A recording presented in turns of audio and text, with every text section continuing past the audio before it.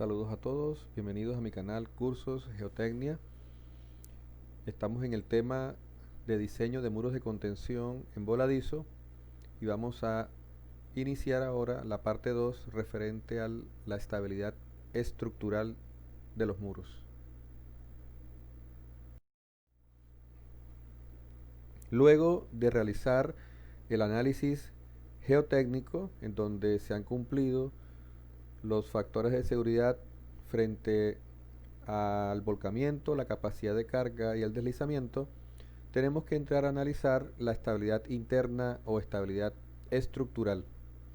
Para ello, el elemento de contención puede estar dividido en 4 partes.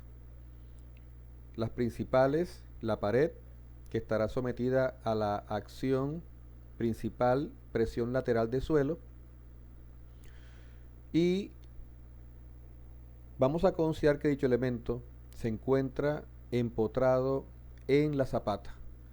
El análisis hace referencia al de una losa de concreto reforzado funcionando en voladizo, y frente a las acciones internamente la pared va a experimentar unas solicitaciones internas.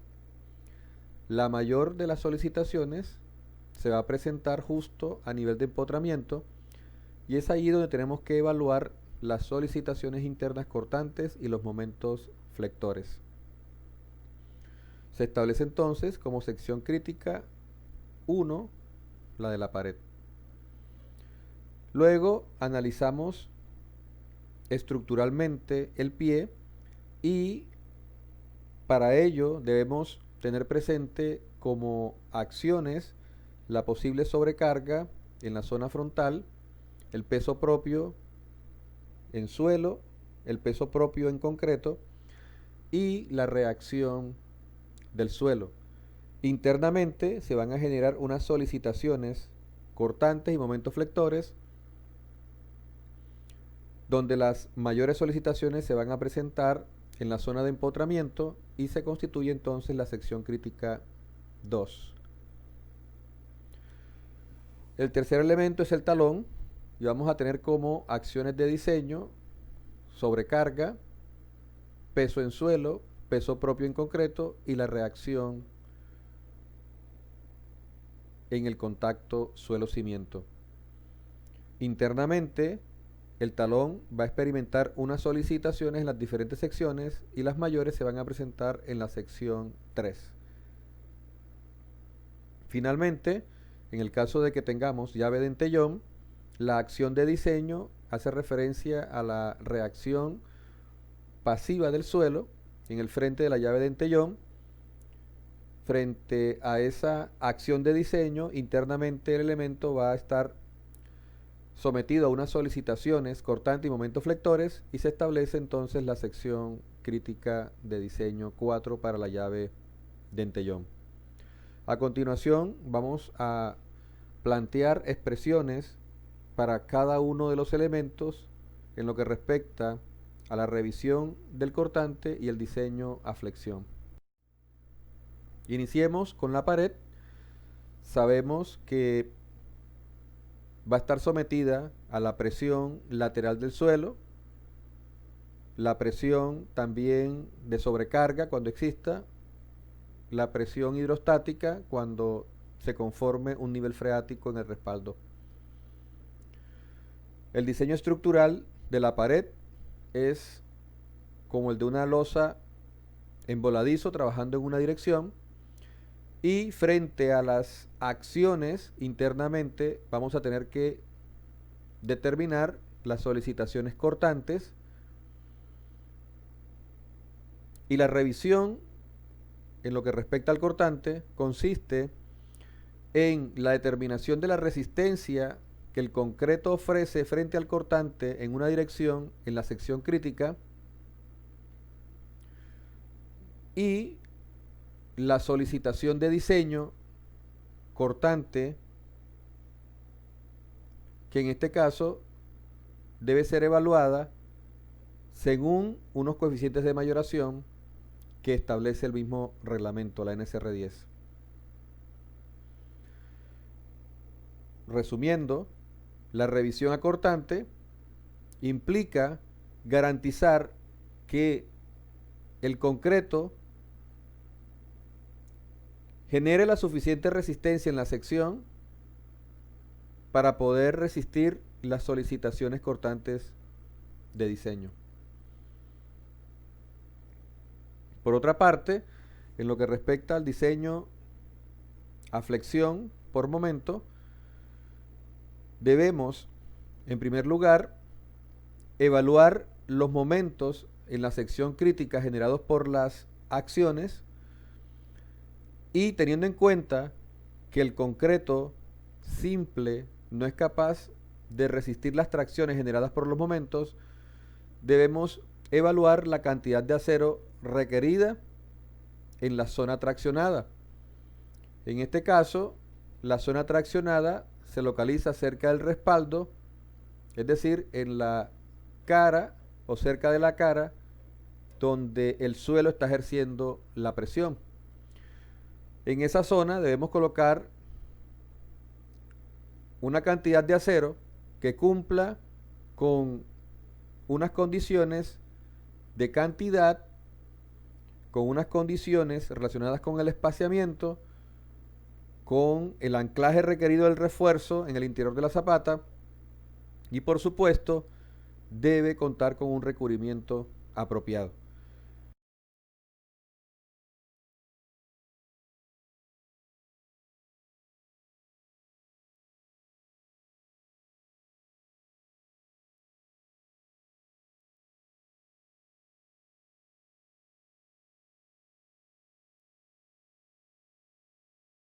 Para el ejemplo que estamos desarrollando, en donde tenemos una condición de relleno con superficie horizontal y sobrecarga, vamos entonces a plantear unas expresiones para calcular tanto el cortante de diseño como el momento de diseño.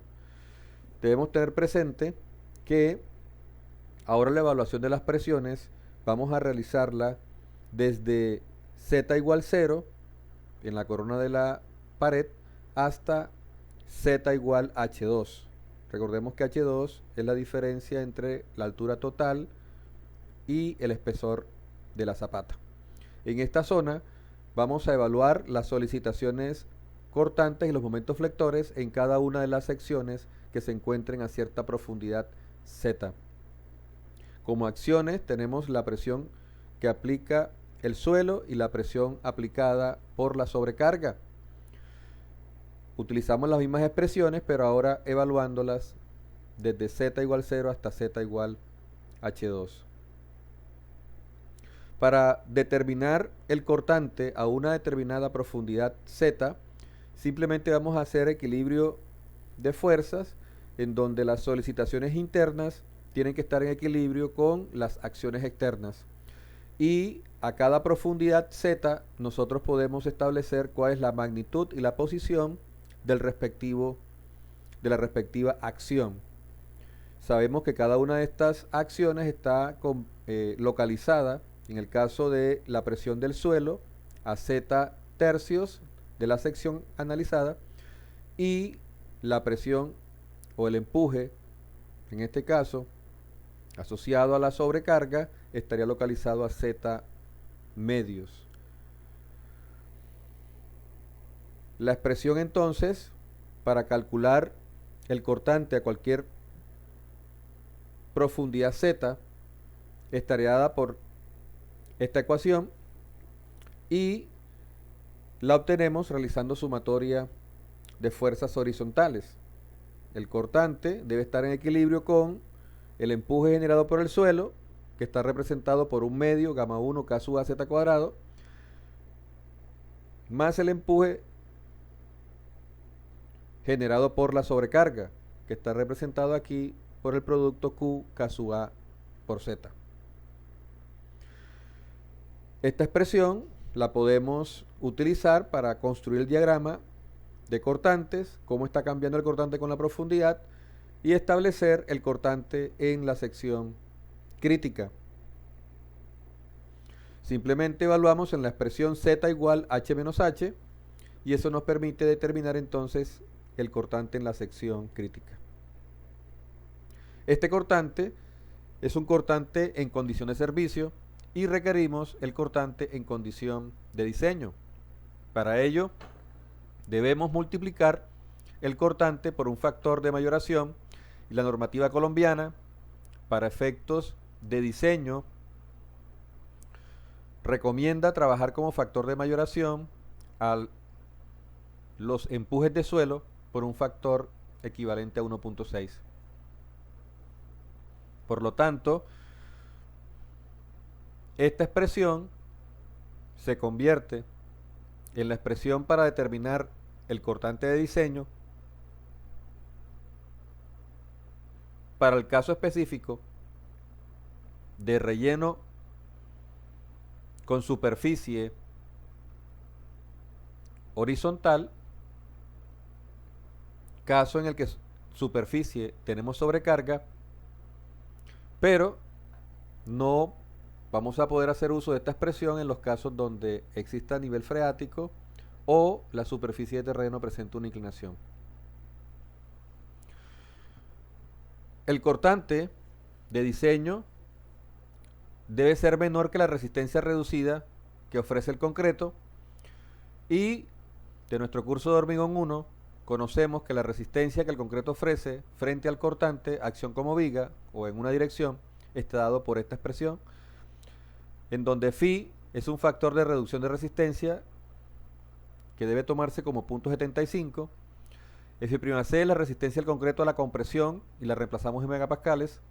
Este producto BW por D es el área efectiva de la sección y 1000 para que el resultado final nos dé en kilonewton por metro. Recordemos que estamos diseñando la pared por metro lineal. Para evaluar el peralte efectivo debemos tener presente el recubrimiento, y como expresión nos queda que el peralte efectivo está dado como el ancho total de la pared en la sección crítica, que corresponde a B2, menos el recubrimiento libre de la barra y medio diámetro del refuerzo que estemos utilizando. En el problema que estamos trabajando, el refuerzo o la denominación del acero que se propone es número 5, y el peralte efectivo se evalúa al centroide de dicha barra. El área total de la sección es B2 por un metro, pero la resistencia la trabajamos o calculamos en función del área efectiva, que es BW por D. En cuanto a los recubrimientos, la normativa colombiana en la sección C77 establece que para elementos de concreto reforzado que están en contacto permanente con suelo, trabajemos con un recubrimiento mínimo de 7,5 centímetros. Finalizada la revisión acortante, procedemos a determinar la cantidad de acero requerida en las diferentes secciones para soportar los momentos flectores. Nuevamente vamos a plantear una expresión para calcular los momentos en función de la profundidad Z para las mismas acciones: la presión activa generada por el suelo y la presión generada por la sobrecarga. Ahora, el momento en la sección a cualquier profundidad Z estaría dada por el producto del empuje multiplicado por el brazo. El empuje de suelo por el brazo, que sería Z tercios, el empuje generado por la sobrecarga por su brazo, que sería Z medios. Entonces el momento total en una sección que se localiza a una profundidad Z estaría dado por esta expresión. Nos interesa calcular el momento máximo, el momento en la sección crítica, y para ello reemplazamos Z igual a H menos H, quedando la expresión para el momento bajo la condición de servicio. Pero como estamos en el diseño estructural, debemos las acciones mayorarlas, y sabemos que la acción presión lateral de suelos la trabajamos con un factor de mayoración de 1.6. Será esta entonces la expresión para evaluar el momento en la sección, y a partir de la condición que nos plantea la normativa, en donde el momento de diseño tiene que ser menor o igual que la resistencia reducida de la sección, vamos a plantear entonces el cálculo del área de acero requerida en función de la cuantía que ya ustedes han trabajado para secciones simplemente reforzadas en su curso de hormigón 1. En esta expresión tenemos el momento actuante, la resistencia del concreto, el área efectiva de la sección, la resistencia afluencia del acero, y a partir de esa cuantía de diseño podemos establecer el área requerida. El factor phi, que es el factor de reducción de resistencia, lo tomamos como 0.9 como valor para cálculo inicial, suponiendo que la sección está controlada por la tracción, pero luego de realizar los cálculos tenemos que verificar que efectivamente la sección esté controlada por la tracción, calculando las deformaciones en el acero. Luego de calcular la cantidad de acero requerida por flexión, tenemos que garantizar también unas cantidades de acero mínimas. En la sección C1412, que habla sobre el diseño de muros, hace referencia a los muros de contención en voladizo y remite a la sección C10 y trabajar con refuerzo mínimo horizontal de acuerdo a lo especificado en C1433. Si nos vamos a la sección C10, hace referencia a las cuantías mínimas para el diseño a flexión. Es la expresión que ustedes han venido trabajando para cantidades de acero mínimo en vigas, y también se hace referencia a una cantidad de acero mínima por temperatura que finalmente encontramos en la parte C71221 de la normativa. Es importante que tengamos presente que la cantidad de acero mínima por flexión no necesariamente esta expresión, sino que podemos hacer uso de lo consignado en la parte C1053, que nos establece que si bien la cantidad de acero calculada por diseño sea menor a la mínima, nosotros podemos terminar suministrando un poco más de la calculada por diseño, y según esta aparte lo que hacemos es adicionar un tercio más de lo que ya hemos calculado por diseño, sin tener que recurrir al acero mínimo por flexión. Sin embargo, si el producto de la cantidad de acero calculada según este aparte resulta mayor que la mínima, pues terminamos suministrando el área de acero mínima. Esta explicación la ampliamos cuando estemos desarrollando el respectivo ejemplo.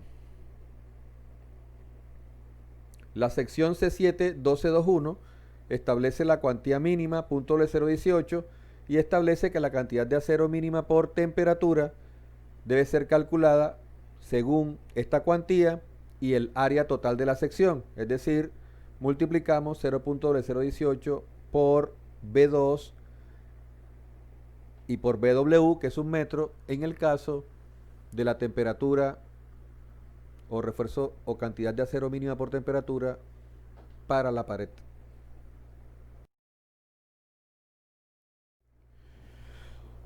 En conclusión, el área de acero que debemos suministrar en la pared será la máxima entre tres calculadas. La primera asociada a la cuantía de diseño, en donde trabajamos con el área efectiva. La segunda, que hace referencia a la cantidad de acero mínima por flexión, según los dos apartes citados, trabajadas también con el área efectiva. Y la tercera, que hace referencia al área mínima por temperatura, en donde se calcula según el área total de la sección. Debemos verificar, recordemos que esta cantidad de diseño fue calculada con un phi de 0.9. Tenemos que verificar que la sección esté controlada por la tracción, y eso hace referencia a las cantidades máximas de acero. Luego de establecer cuál es el área total que vamos a suministrar como refuerzo principal de la pared, calculamos el número de barras a partir del área de la barra con la que vamos a trabajar. Simplemente dividimos el área total entre el área de la barra. En los planos no especificamos número de barras, sino espaciamiento, y como estamos realizando el cálculo por metro, el espaciamiento va a estar dado como 100 centímetros, que es el metro, dividido entre el número de barras, y de ahí resulta esta expresión. En este caso, estamos haciendo referencia al refuerzo principal de la pared que estamos localizando cerca. Existen unos límites para los espaciamientos de las barras, unos espaciamientos mínimos a cumplir y unos espaciamientos máximos a cumplir. Y esto lo encontramos en la sección C76, donde se estipula que el espaciamiento mínimo será el mayor entre el diámetro de la barra, 25 milímetros, y 1.33 veces el tamaño máximo del agregado. Y el espaciamiento máximo lo encontramos en la sección C765, en donde para este tipo de elementos esbeltos, el espaciamiento máximo termina siendo 45 centímetros. El refuerzo, además de cumplir con unas cantidades y unos espaciamientos, también debe cumplir con el anclaje. El refuerzo debe quedar debidamente anclado hacia ambos lados de la sección crítica, hacia arriba y hacia abajo. Por lo general, la condición crítica se plantea en el desarrollo en el interior de la zapata, y para eso el refuerzo debe extenderse en el interior de la zapata una longitud de anclaje a tracción. Por lo general trabajamos la longitud de anclaje haciendo uso de ganchos, y en la normativa, en la sección C1251, hablamos o se tienen las expresiones para calcular la longitud de anclaje por tracción haciendo uso de los ganchos. Les recomiendo que se remitan a la sección C1251 y que revisen lo que ustedes trabajaron en su curso de hormigón 1 respecto a longitud de anclaje a tracción utilizando gancho. Y sobre todo, lean lo referente a los factores de modificación que podemos utilizar, entre ellos el factor que hace referencia a una reducción de la longitud de anclaje cuando suministramos más acero del que se requiere. Ahora, esa longitud de anclaje requerida por la barra la comparamos con lo requerido, o lo disponible más bien, que en este caso estará en función del espesor de la zapata y de los recubrimientos y denominaciones del refuerzo principal de la zapata. ¿Cómo queda finalmente la expresión para determinar el espacio disponible para el anclaje del refuerzo? La longitud disponible estará dada por el espesor de la zapata, H en este caso, en el ejemplo que estamos desarrollando son 50 centímetros. Le tenemos que restar el recubrimiento libre, que ya sabemos es 7.5 centímetros, 2 diámetros de barra, estamos hablando del refuerzo principal del pie, o el diámetro de la barra utilizada como refuerzo principal en el pie, un diámetro de barra, que es el refuerzo secundario por temperatura en la zapata. Eso finalmente, esa diferencia nos da el espacio disponible en la zapata para lograr el anclaje del refuerzo principal de la pared frente a la tracción. Entonces, la longitud o espacio disponible en la zapata tiene que ser mayor que la longitud de anclaje requerida por la barra, en este caso trabajada con gancho. Si desarrollamos anclaje sin gancho, la longitud disponible tiene que ser aún mayor. Por eso en la práctica hacemos uso de los ganchos, además de que los ganchos nos ayudan a estabilizar el refuerzo previo a la fundida de la zapata. En cuanto al refuerzo principal de la pared, también debemos decir que no es necesario suministrar la misma cantidad de acero en todas las secciones. El diagrama de momentos nos indica que la mayor cantidad de acero se requiere en la sección crítica.